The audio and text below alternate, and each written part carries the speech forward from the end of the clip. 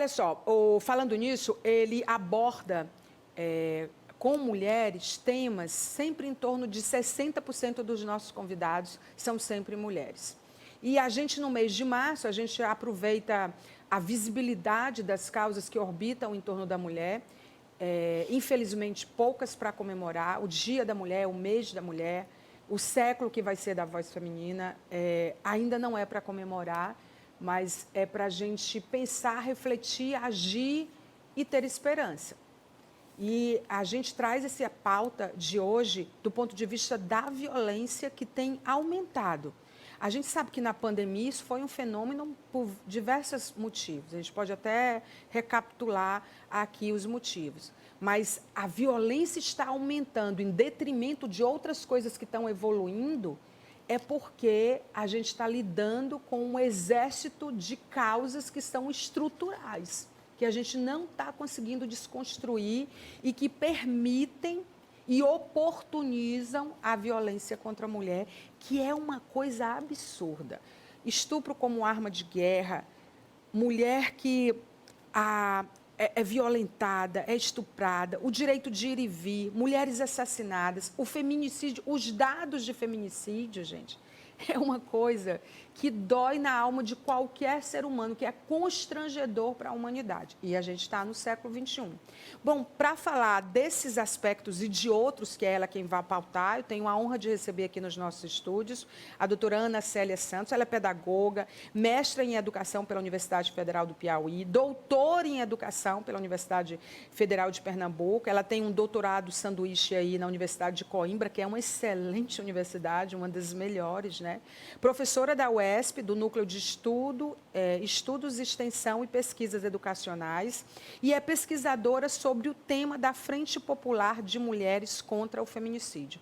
É a pessoa certa falando sobre um assunto que a gente precisa conversar. Professora, bem-vinda ao nosso programa.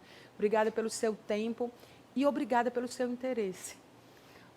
Obrigada, Maia, pelo convite, né? É uma oportunidade para a gente discutir esse tema, né? Porque é um tema que precisa realmente ser discutido, ser trazido, né, para os meios de comunicação, para a sociedade de modo geral, para que a gente possa refletir sobre as principais causas, né? E por que o feminicídio tem aumentado tanto em nossa sociedade, no Piauí, no Brasil, né? Então, é um tema no mundo. Né? Então, é um tema bastante importante e parabéns ao seu programa por pautar esse tema no mês de março. A gente sempre tem pautado, inclusive, em outros meses, né? A gente aproveita essa visibilidade de março, porque as pessoas estão mais atentas e termina virando uma plataforma que muitas vozes falando, quem sabe a gente não é escutado, né? Por conta do Dia Internacional da Mulher, e a gente termina falando sobre isso o mês inteiro, mas nós pautamos esses assuntos essenciais o ano inteiro. Machismo estrutural, ele é uma questão importante, porque a gente não está conseguindo desmanchar, desconstruir, né? A gente, na verdade, a gente tem validado o machismo estrutural e as suas pesquisas, as suas aulas, o seu olhar, seu e de muitos outros pesquisadores, de pessoas em outras áreas, mostram que isso é uma causa que é evidente quando se trata no aumento da violência contra a mulher. Eu queria que você falasse sobre isso. Maia, olha, nós podemos dizer o seguinte, que nós temos alguns elementos que estruturam nossas relações na sociedade, né? E o machismo, que é a expressão máxima do patriarcado, é um desses elementos que estrutura nossas relações. E como o machismo estrutura nossas relações? Quando define, por exemplo, o que é papel de mulher e o que é papel de homem.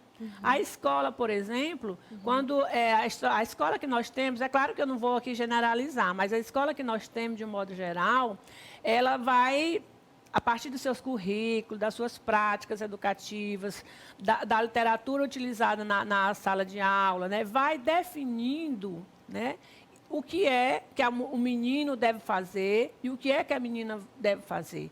Quando a escola diz ou não permite que as meninas brinquem de bola, por exemplo, né, e que só os meninos podem fazer isso, ela está dizendo que a mulher está reservada a um espaço privado, um espaço que ela não pode ir além do que brincar de boneca, por exemplo.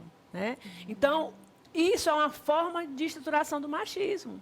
né? Porque está permeado dentro da escola. Né? Então, quando a gente, por exemplo, fala, vamos discutir gênero na escola, o que é que a gente está dizendo com isso? Que a gente precisa problematizar, a gente precisa questionar a escola para o que a escola ensina. Porque o que a escola ensina hoje é o que nós somos hoje. E o que é que nós somos hoje? Nós somos muitas coisas, mas uma das coisas que nós somos, está sendo bastante explícito, é que nós temos um lado machista, um lado violento, né, que violenta as mulheres, violenta as mulheres transexuais, né, violenta as pessoas dos grupos LGBT de modo geral. Né? Por quê? Porque elas não se encaixam no modelo que é heteronormativo. Né? Então, aí a gente pensa também nas mulheres pretas, as mulheres pobres, porque nas jovens, se você nas for velhas, levar se você for trazer os dados, né, das violências, do feminicídio, você vai ver quem é que mais está morrendo. São as mulheres pretas que estão na periferia. Né? As jovens, as mulheres e simplesmente porque são mulheres, porque não justifica. A mulher avançou de um certo nível e tem um aparato de informação que ela consegue hoje dizer não. Eu não quero mais estar nessa relação. Eu não aceito, mesmo que ela queira continuar, ela questiona aquela relação. Então, o fato dela dizer não, dela questionar, aquilo é uma afronta para o companheiro, para o marido, para o namorado. E no momento que ela afronta, né, ela está afrontando o machismo. Ela tá afrontando o poder que aquele homem acha que exerce sobre as mulheres. E que, de fato, exerce porque a sociedade foi estruturada dessa forma. Né? Então, a partir do momento que nós, mulheres, começamos a questionar, a problematizar, né, nós somos violentadas, né, somos subjugadas, somos deixadas de lado. E isso acontece, muitas vezes, não só na família, mas nos espaços de poder. Quando a mulher é prefeita, quando a mulher é vereadora, quando ela está no espaço institucional. Porque isso é um tipo de violência também, as violências institucionais, né? Como é que a educação, na sua opinião, eu estou falando com uma professora e uma pesquisadora, uma doutora nessa área, ela pode contribuir para a construção de uma cultura de paz que vai, sim, pensar a questão da mulher, a questão do gênero, mas que vai pensar a questão da violência como um todo. E maior, se a gente considerar a escola que nós temos hoje, a escola ela é pautada em cima de um ser único, como se todos nós fôssemos iguais. Né? Nós não somos todos iguais. Apesar de nós almejarmos direitos iguais, mas as pessoas são diferentes. Os sujeitos que estão presentes na escola, eles não são iguais. Existem pessoas negras, pessoas brancas, pessoas LGBT, pessoas com deficiência. Então, o cenário da escola, ele é repleto... É diverso. É diverso. Então, nesse sentido, quando você pensa que como é que eu faço para respeitar as pessoas, esse contexto da escola que é diverso? Uma das coisas que a escola pode fazer para diminuir as violências é ensinar o respeito. É praticar o respeito. E as famílias? As famílias, e aí, quando a gente fala do machismo estrutural, ele está na família e começa na família, porque a família é o primeiro espaço de socialização nosso. Né? Se lá existe, e as igrejas também, por exemplo, é um espaço de socialização. Então, quando a gente diz assim, quem é culpado do machismo? É o homem sozinho? É a mulher? É a escola? É a família? Não. No meu ponto de vista, é um conjunto. Somos todos nós. Somos todos nós. É o Estado que é responsável para, por exemplo, oferecer políticas públicas, né, que façam com que as mulheres procurem, por exemplo, quando está sendo violentada, saiba onde ir atrás e lá ela seja bem atendida, seja bem recebida, bem acolhida. Então, quando a gente vai discutir o machismo e essas relações de violência, a gente tem que pensar num conjunto de ações, né, que vai fazer com que as pessoas respeitem a outra como ela é. Então, a partir do momento... E aí passa para pensar o currículo da escola, passa para pensar na formação dos professores. E aí, sim, nós sabemos que a escola tem um papel também de envolver a família nesse processo. Se a escola faz um trabalho em conjunto com a família, porque muitas vezes a família também não aceita o que a escola faz de inovação, A família de ela não discussão entende da que ela é a violência. primeira escola.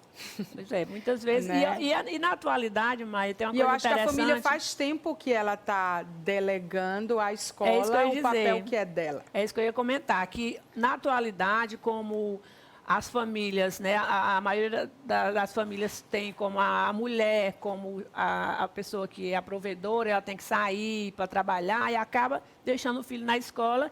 Muitas vezes essa responsabilidade, ao invés de ser compartilhada, é designada para a escola. Delegada E à é muita, escola. muita É o tema do seu responsabilidade. livro de 2021, né? Fruto da sua tese de doutorado, na verdade. É, sim. Né? Trata sobre gênero na educação. É. A importância da educação para a educação que somos a partir da igualdade de gênero.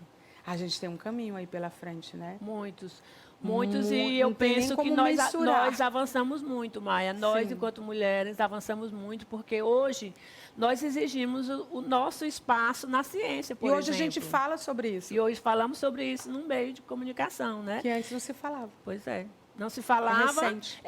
Tinha aquele ditado, né? Briga de marido e mulher, Ninguém mete a colher. E hoje Vários não. estigmas, né? Hoje nós dizemos, nós temos que meter a colher, sim. Nós não podemos deixar mais uma mulher morrer.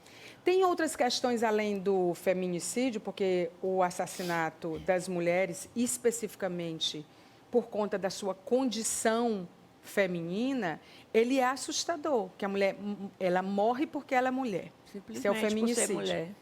E as leis, a Maria da Penha, a lei do feminicídio, não resolveram essa questão. A letra jurídica não resolveu, por mais que esteja mais organizado, mais estruturado, mais gente denunciando. Aliás, eu queria pedir para a produção que durante toda essa entrevista a gente mantivesse no vídeo o número de denúncia de violência contra a mulher.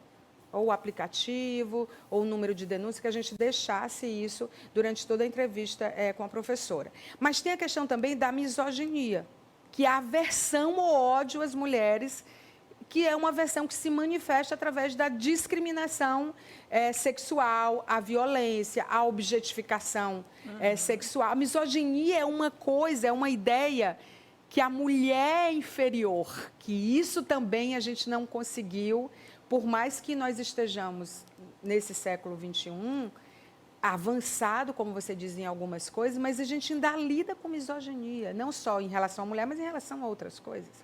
A misoginia, do meu ponto de vista, é justamente o adoecimento, Sim. né, por conta de um olhar, de um modo de ver as pessoas, e as mulheres principalmente, né, no caso, a mulher travestis, por exemplo. Né? Então, todo esse conjunto de esfera, ele vai levar ao adoecimento É um dos repúdio, homens, né? É um repúdio às mulheres.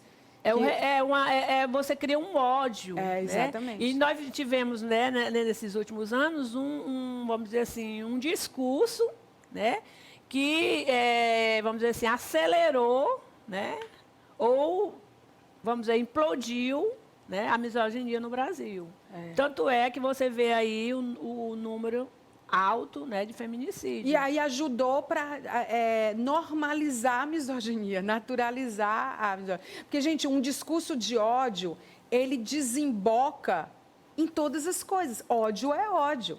E se você quer sentir ódio, se você tem propensão a sentir ódio, você é estimulado a sentir ódio, você vai sentir ódio do que está mais próximo, ou do que é mais vulnerável. Né? Ou do que vai personificar esse seu repúdio de algum modo. Por isso que é ruim o discurso de ódio. Tem um amigo, colega da universidade, que ele diz, nos estudos deles também, Maia, que nós todos temos o nosso lado violento, o nosso lado... Só que nós tivemos, nesses últimos anos, né, vamos dizer assim, uma campanha, né, discursos que levou as pessoas a desenvolver esse lado violento, esse lado do ódio. Né? Tanto é que a gente viu a morte por arma branca, assim, né? Todo mundo agora podia andar de arma, todo mundo... E que ficou mais fácil matar mulheres. Ficou mais fácil, porque se o homem mentalmente, né, imagina que tem um poder sobre as mulheres, né? E se ele estando com a arma, né? Isso pode realmente desembocar numa morte, numa ação violenta. Um outro ponto é a questão da violência de gênero, né? Que a mulher, a gente está falando de gênero de modo geral, mas assim, a mulher é a principal vítima. Né? Assim, são processos significativos que eles só vão ser resolvidos se a gente corrigir alguns desequilíbrios. Né? Se a gente equilibrar as coisas, se a gente não equilibrar, a gente não vai conseguir dar cabo da questão da violência de gênero, onde a mulher é a principal vítima. Nesse caso, a gente trabalha muito com a perspectiva que a gente desenvolva em todas as esferas, tanto na escola como na sociedade de modo geral, a pedagogia feminista. Que é a pedagogia em que você vai valorizar, né, a diversidade dos sujeitos que estão nesse processo, né, e vai desenvolver uma cultura de paz e de respeito, de solidariedade e companheirismo. Se a gente não voltar a falar nisso, Maia, em companheirismo, em solidariedade, em amor, em respeito, nossa sociedade não vai desenvolver uma cultura de paz e de harmonia. Né? Então, isso eu estou falando nessa cultura de paz, mas a cultura de paz ela existe também, que as mulheres se organizem, que as mulheres reivindiquem seus direitos, que as mulheres sempre denunciem né, a violência. Nós, mulheres, não podemos ficar caladas, nem quando acontece com a gente, nem quando acontece com alguém. É como né? a cultura do estupro, que é outro ponto que a gente precisa chamar a atenção. Né? O estupro, eu mencionei rapidamente na abertura do programa, que ele hoje é uma arma de guerra. Estuprar uma mulher numa guerra é a coisa mais... Eles chegam, invadem os domicílios, os lugares, e a primeira coisa que eles fazem antes de matar, ou antes de maltratar, ou antes de implodir aquele lugar, é estuprar a mulher. E eu acho assim, que a cultura do estupro, ela é uma...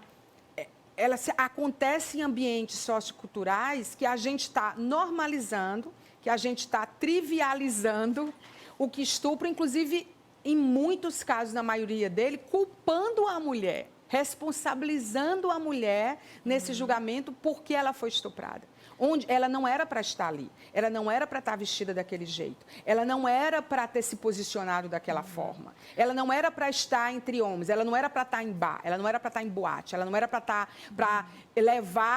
ser levada para um banheiro. Por que ela topou ir para um banheiro ou ir para o apartamento de alguém? Ou porque ela topou? A culpa foi dela, porque ela decidiu ir. A mulher não decidiu ser estuprada. Queria que você falasse sobre isso, essa cultura do estupro, que é uma coisa terrível. Essa cultura do estupro, ela é, como você diz, é uma questão tão terrível e está se agravando mais. Inclusive, no nosso estado, né? O estupro, está aumentando o estupro de crianças e adolescentes. Não sei se você tem conhecimento, mas a gente tem, inclusive nós da Frente de Mulheres temos acompanhado casos de crianças e adolescentes que, inclusive, ficam grávidas. E aí, de familiares, de vizinhos, de pessoas do convívio, né? Então, uma outra questão que quando a gente fala da discussão de gênero, justamente a gente tem que, vamos dizer assim, tentar problematizar a cultura que nós vivemos e que nós convivemos. Porque nós precisamos, ao mesmo tempo, se nós vivemos em uma cultura que ela mantém uma cultura machista, a cultura do estupro, a cultura do poder do homem, nós temos que questionar e problematizar esse tipo de cultura para que a gente possa viver... Deixe de normalizar. O assédio sexual quando vai acontecendo esses fatos, esses atos, parece que vai se normalizando, se naturalizando. É como o assédio sexual, parece que é normal. A mulher ser assediada sexualmente no ambiente de trabalho, dentro do transporte público, na rua. A mulher não ter direito a se deslocar da saída de uma boate, de um lugar de show, ou da sua casa até um outro lugar andando, porque ela vai ser assediada sexualmente. Mas né?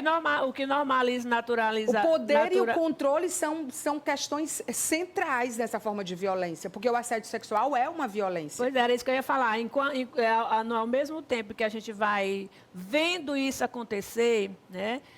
No caso do estupro, das violências que são denunciadas, ao mesmo tempo que a gente deve pensar, você está falando da naturalização, mas eu penso que quando a gente fala também que está acontecendo violências, que está acontecendo estupro, o fato da gente denunciar, da gente ver a imprensa falar, de Como ver a o meio de gente comunicação, denuncia e como a né, gente percebe. isso pode também, não, como você diz, pode naturalizar, mas eu imagino que a nossa sociedade atual não vai mais naturalizar isso. Ela vai criar, né, uma consciência de que isso não é uma coisa boa para a nossa sociedade, porque mata mulheres, mata crianças, porque uma criança que engravida com 11 anos, né, está matando a vida da criança, né? Então, tem várias questões, como você coloca, né? Mas, assim, o que a gente tem dito e tentar trabalhar um outro discurso é que a mulher, ela pode ir onde ela quiser, ela pode estar onde ela quiser, no espaço que ela quiser. Porque quando a mulher, é claro que vai ter o assédio. É a questão da acessibilidade universal, né? Que é um direito de todos. O direito de todos. Então, se a gente o direito de ir e vir de qualquer pessoa. Tem muitas mulheres, né, que estão nesses espaços institucionais, estão nos movimentos sociais, estão na ciência, estão nas universidades. E essas mulheres, elas são assediadas, elas são muitas vezes estupradas também. Sim. Né? Então, mas essas mulheres, elas estão construindo e abrindo espaço para outras mulheres. Aí tem outras questões, gente. É só para a gente não deixar de pontuar e a nossa entrevista ser completa, aproveitando que a professora está aqui. A questão da violência doméstica, né? A questão do machismo, que é estrutural, que a gente falou ainda há pouco. A questão dos relacionamentos tóxicos, que a gente também, né, tem essa dificuldade. E olha que a mulher está sendo muito mais provedora dos seus núcleos familiares, né? Ela está escalando sustentar a família numa velocidade em que os homens estão perdendo essa posição que eram exclusiva, né, dos provedores, e a mulher está assumindo isso. Então, mesmo assim, ela sofre uma violência doméstica. Aí tem a questão desses relacionamentos tóxicos que a gente precisa denunciar, porque é uma questão de coercitividade e de controle, né, que acaba deixando a mulher ali numa situação em que ela fica sem saída, né? Então, mesmo adquirindo essa autonomia, mesmo evoluindo do jeito que a gente está, mesmo você dizendo que está mudando, os passos são lentos. O que a gente precisa fazer para encerrar a entrevista? O que cabe a nós, professora? Olha, Maria, uma coisa que eu queria comentar, assim, o que cabe a nós, né? Nós temos, eu acho que o que você está fazendo, por exemplo, é um papel importante. No meio de comunicação, está debatendo esse tema. Nós, mulheres, não temos que denunciar a violência, não podemos, né, nem permitir que aconteça com a gente, com nós mesmos, e nem com o vizinho, com o amigo. Nós não podemos deixar que isso aconteça. E ficar sempre atento, porque nós já temos alguns meios, né? Tem uma rede de enfrentamento. É claro que não são todos eficientes, mas nós temos já uma rede de enfrentamento. Os distritos, os aplicativos, as especiais, né? A delegacia especializada da mulher, né? As informações. Se hoje as mulheres denunciam mais, melhor dizendo, se hoje o aumento, a gente considera que aumentou o número de feminicídio ou de violência, sororidade, né? Porque existe sororidade e existe também que é a solidariedade o acesso à informação que a mulher já tem. E isso faz ela ter coragem de denunciar, né? Então, nós precisamos mudar a escola, a família tem que se repensar, porque, como você mesmo disse, hoje as mulheres, na maioria das vezes, são as que sustentam a família. Trabalham, dão duro. O empoderamento feminino hoje é uma causa. As mulheres dão o duro, né, para poder trabalhar fora, cuidar dos filhos, cuidar de casa, né? Então, a gente tem que ter a liberdade de não se submeter a determinadas relações tóxicas. E agora, a questão também é que nós fomos educadas para, ou seja, para de qualquer forma ter um companheiro, né, se casar. E aí, muitas vezes, a mulher também se submete por uma necessidade de compartilhar isso. Eu acho que tudo bem ter um companheiro e se casar. Não é sobre isso exatamente. Eu acho que isso é um contexto em que ele se desvirtua no processo. É isso que eu estou querendo dizer. É evidenciar que existem ótimas escolhas. É isso que eu estou querendo colocar, que há essa perspectiva, mas que você não necessariamente precisa se submeter a uma relação tóxica para não ter precisa, alguém, né? A gente, na verdade, a gente quer mesmo demonizar o que dá errado e é violento e mata. Entendeu? Eu acho que a relação, o nome está dizendo, né? É entre duas pessoas, é entre pessoas, né? Então, isso precisa ser saudável. E se passa a ser doentio, criminoso, perverso, né? Que se passa a ser uma misoginia e que se passa a ser um crime, eu acho que está mais do que na hora. A gente está atrasadíssimo com isso. E a gente convida você, internauta telespectador, para pensar sobre isso, para a gente trazer essas conversas para as nossas rodas de amigos, para o nosso trabalho, nas nossas famílias, a gente pensar que tipo de homens nós estamos educando, convivendo, né? Que tipo de machismo estrutural a gente está evidenciando com as nossas práticas tortas, né? Qual a parte que nos cabe. E assim esmiuçar cada coisinha, porque mesmo que não sirva para esse século, né? Eu vi um dado essa semana que diz que tudo que a gente está fazendo é só daqui a 3 séculos. A ONU divulgou um dado assim, né? E assim, você tem que ter um pensamento ancestral para as gerações, né, que estão por vir. Se a gente não começar, a gente não vai dar conta. Professora, muito obrigada pela entrevista. Continue pesquisando. Obrigada também pela oportunidade, Mai, foi um prazer. Muito obrigada de verdade, que entrevista ótima. Olha, eu vou para o intervalo comercial, no próximo bloco a gente tem vários recados para você, no próximo bloco a gente tem dados que falam, a gente tem giro, não saia daí, eu volto em 2 minutos. Até já.